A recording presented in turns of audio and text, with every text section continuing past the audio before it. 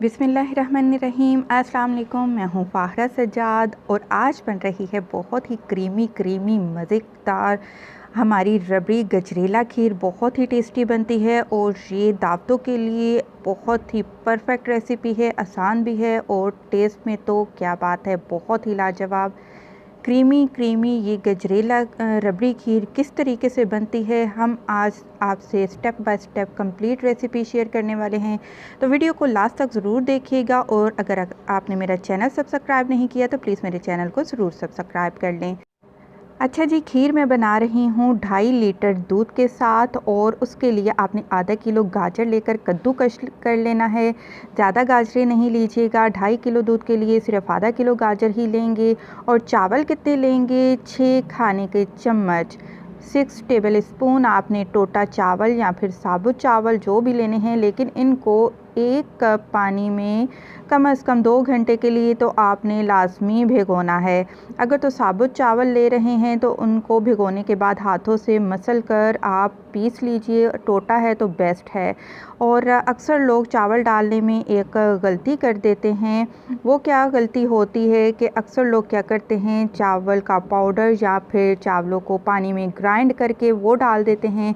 तो ऐसा हरगिज़ मत करें प्लीज़, क्योंकि जो गाजर, ये टोटा चावल के साथ गाजर की खीर बनती है वो सबसे बेस्ट रहती है, क्रीमी बनती है। आप आजमा कर देख लें, चावल को पीस कर वो खीर भी बना कर देख लें और इस तरीके से आप खीर बनाएं तो आपको रिज़ल्ट खुद ही पता चल जाएगा। तो चूल्हे पर रख दिया है, हल्की आंच पर इसको पकाएंगे और जब तक के हम क्या करते हैं, स्टेप नंबर 2 में दूध की तरफ आ जाते हैं। तो दूध मैंने फुल फैट मिल्क लिया है और 2.5 लीटर ये दूध है। मलाई मैंने ऊपर से नहीं हटाई है, दोबारा मैंने इसको चूल्हे पर रख लिया है। पहले मैंने बॉईल करके रख लिया था और दूध को उबाल आने देते हैं। तो तब तक ये देखें, जो गाजर का पानी, चावल का पानी खुश्क हो चुका है, गाजर और चावल बहुत ही सॉफ्ट हो चुके हैं। दूसरी तरफ दूध को भी उबाल आ चुका है और अब हम क्या करेंगे कि जो गाजर और चावल को हमने 1 कप पानी में बॉईल कर लिया था, पका लिया था, उनका पानी खुश्क होने के बाद हम इसको दूध में डाल देंगे और मीडियम टू लो फ्लेम पर आपने लगातार चम्मच हिलाते हुए यहाँ तक पकाना है कि दूध में दोबारा उबाल आ जाए। और चम्मच आप लाजमी हिलाते रहिएगा ताकि जो चावल, गाजरें और दूध हैं वो यकजान हो जाएं और ज़बरदस्त आपकी क्रीमी खीर बने।